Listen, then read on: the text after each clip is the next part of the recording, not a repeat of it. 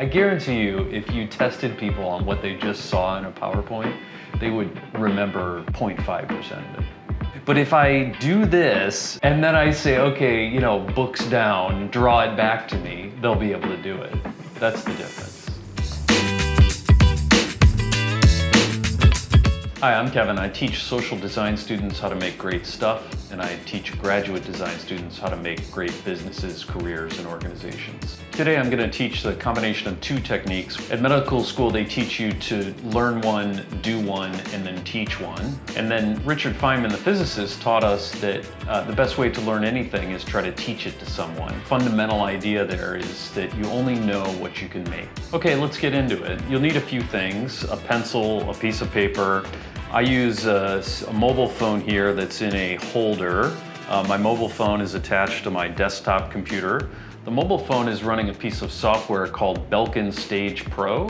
Belkin Stage Pro allows me to video record what's going on my piece of paper. I can also annotate the piece of paper using the software, and then I project what I'm doing here using Zoom.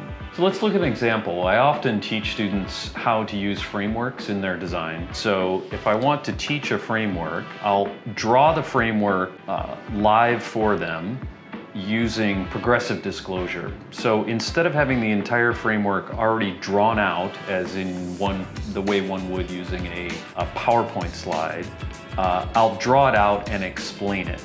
So in this example, we're going to use the knowing, making, abstraction framework to talk about the power of abstraction in design. In undergraduate education, we often move straight from knowing to making. We don't do much contextual research. In graduate school, you learn the techniques of contextual research. So you need to add this additional abstraction layer where you start with contextual research, you then move up and analyze the patterns, you develop systems of solutions, and then you realize those offerings. And so I've progressively disclosed my thinking here to the students on screen on a piece of paper. Often what I'll do is then send them off to do a specific design task. When they come back to me, they need to be able to progressively disclose not only what they've done, but they need to progressively disclose it using this analytical framework in order to explain it back to me.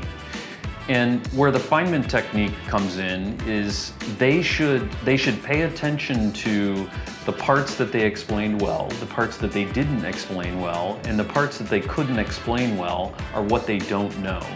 In other words, if they can't make the framework, they don't know it. So it's time to go back, identify the gaps in their knowledge, and then try to explain it to me again.